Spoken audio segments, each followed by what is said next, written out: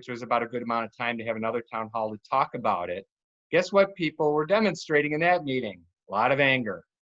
Then there was a lot of anxiety. People started to come to terms with what that meant, whether it was losing a job, a new commute, childcare, you just name it. You know, all those things were start to manifest themselves in a feeling stage. People were bargaining. They were striving to find some way possible to stay back in the current facility and not have to move. I was in an employee assistance program counselor at the time. My caseload of employees in that environment that were showing signs of adjustment disorder depression increased quite a bit. We were helping people and getting them referred to local area providers to help them work through that adjustment because of the loss that was going to create for them. You know, eventually there was a new beginning. You know, all the jobs were moved to that new facility and the work was being done there. And we'll talk about, you know, kind of the mass of what people went through during that process. So hopefully that example gives you a good kind of way to talk about, you know, the process of loss in a work environment. Now, the 3 phases of transition, this is a good picture to kind of look at here. I'm going to try to use a laser pointer and be high-techy myself, which I'm not. When something occurs at work that is going to result in a loss for people or an ending, most of the people are going to be the largest cluster of the people. Let's say there's 1,000. Let's say 800 of those people are going to be right here dealing with that ending. They're going to be in that process of coming to terms with it, working through shock and denial, and, you know, starting to let go. Then you have people that start in the neutral zone. I'll let you know who they are in a few minutes. And then you have people who actually, when that announcement's made, are already in the new beginning. Who are they? Why do they get such a privilege? So over time, what you see with people is that most start in the ending phase, and then they start to move into this neutral zone after they become aware of what's lost and start to grieve that and move on.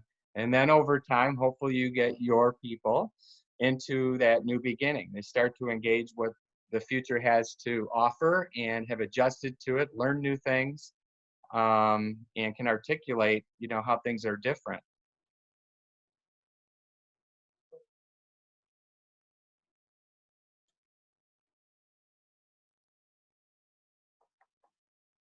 Okay. So I said, who are these people in the upper left-hand corner? Those are your leaders. In a work environment, these are the people that made the decision to shut down that distribution operation at that company, right? They've probably been thinking on this for months and have already put together plans, have personally dealt with what it means to them and what their future is going to look like. So as they're communicating what's changing, they're already there. We call those the front runners, like in a marathon.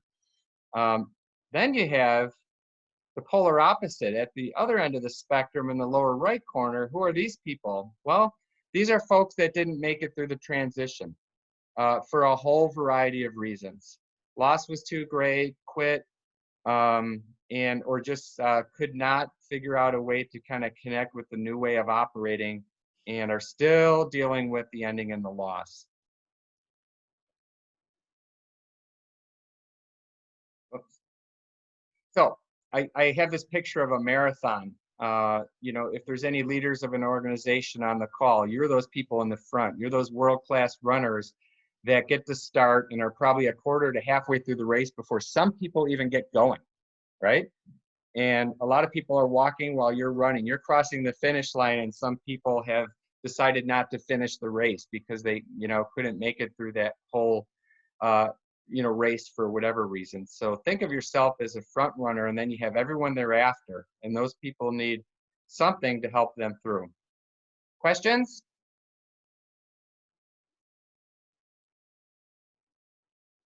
Now I'm going to talk about the 3 specific phases. I'll start with endings. If you just look at this picture, it's fairly obvious something's ended. But look at the reaction. Look at some of the facial expressions of people here. What are they thinking? You know, what's going through their mind right now? The wall's coming down, but what does that really mean?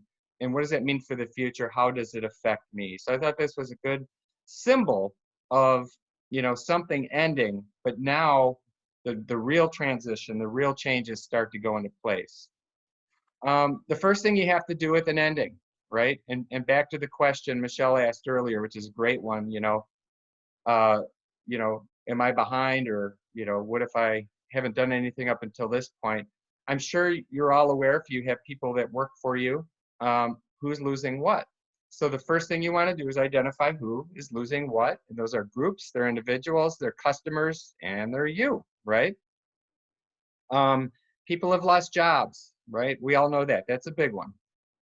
Pay. Some people have lost their pay and are filing for unemployment. Some people had to take a reduction in pay in order for cost containment measures.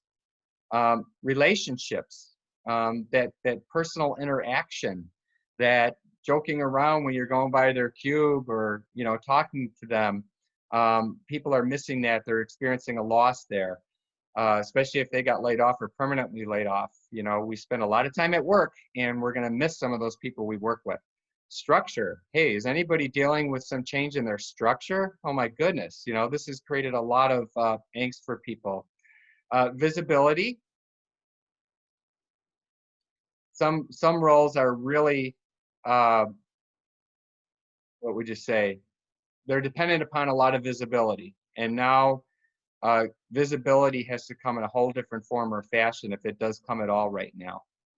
Personal, professional future. There's people that we're going to school or working on higher education, or, getting supervised hours, maybe in a clinical mental health environment to get their hours. Are they still getting that?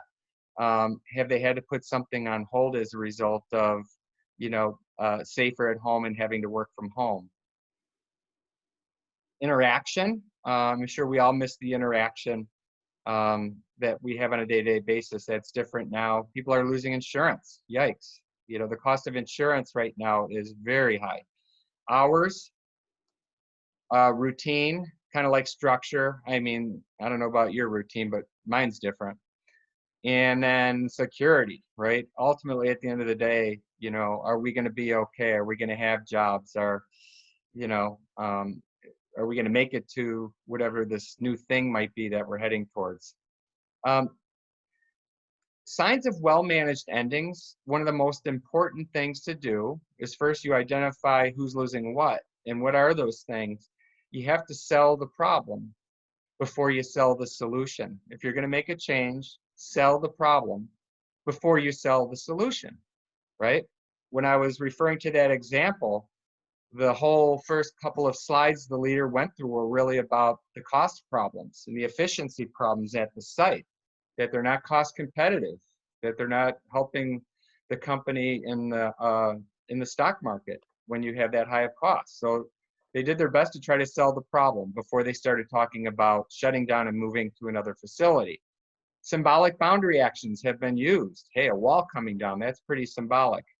There was one company that was bought out after, being kind of considered an institutional company in Japan, and, generations of family had worked for it, and they were bought out. And people felt as connected to this company, its logo and its name, as they did their own family practically. So what did they do when the day actually came when they had to officially change names? They had everybody come out, and they lowered the old flag of the company and they raised the new one. People were crying. People were going through grief. People were cheering when the new flag went up. A whole collection of emotion came out, but it was very symbolic that day that it is now official. Constant communication of information in multiple forms is very important.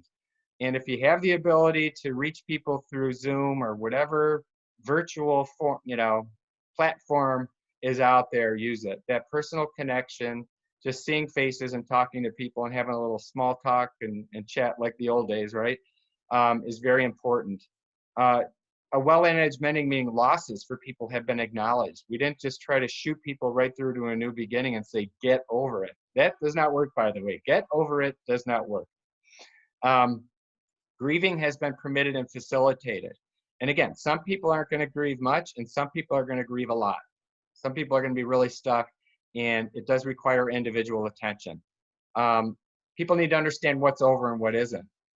People will keep doing things that are no longer things that need to be done if they're told not to do those things. If they're not told to stop doing those things, excuse me. The neutral zone. Okay. Imagine what it's like to be between trapezes. Imagine if when it was this person's first time of letting go of one trapeze and trying to reach the other one.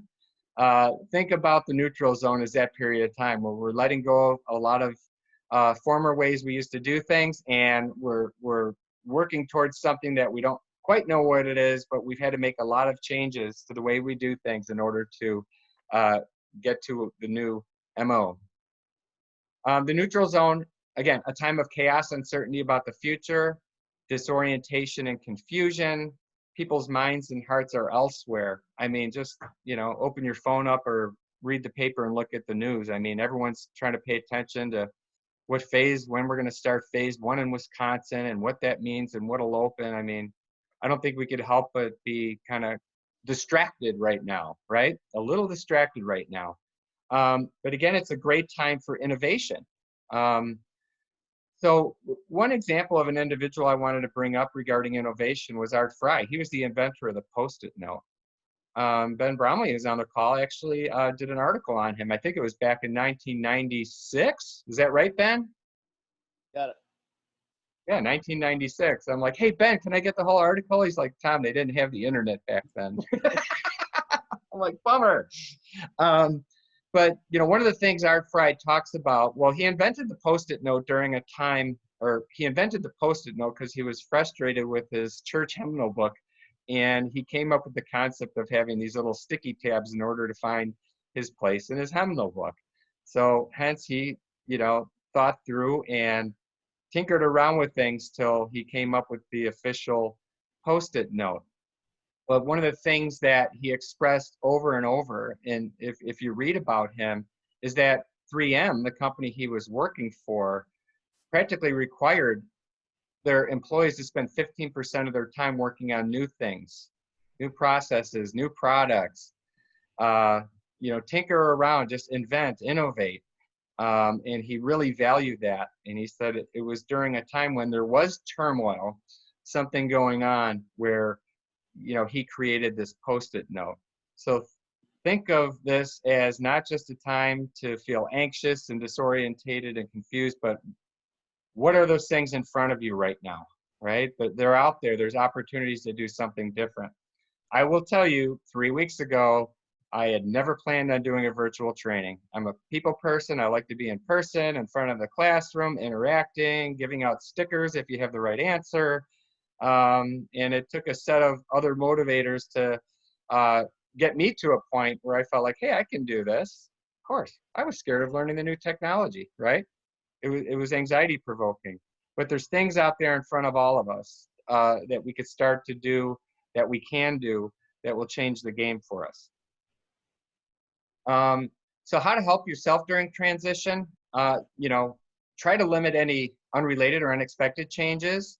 Encourage innovation and experimentation if you have a workforce. Do that thing 3M did, put people in work groups and say, hey, get together on Zoom and, spend an hour each week thinking of new ways we can operate and do processes, or maybe you form an engagement committee of people that talk about how do we stay engaged and what can we do virtually right now to keep people kind of laughing and connected, right? Laughing and connected. Those are important things right now. Laughing and connected. Offer training and information sessions. Offer this information. Let's not put any learning and development plans for people on hold right now. That's one of the top engagement strategies of 2020, according to QTI, is people's professional development and training. We don't want to let that pause right now. There's ways to still do that right now and make it fun.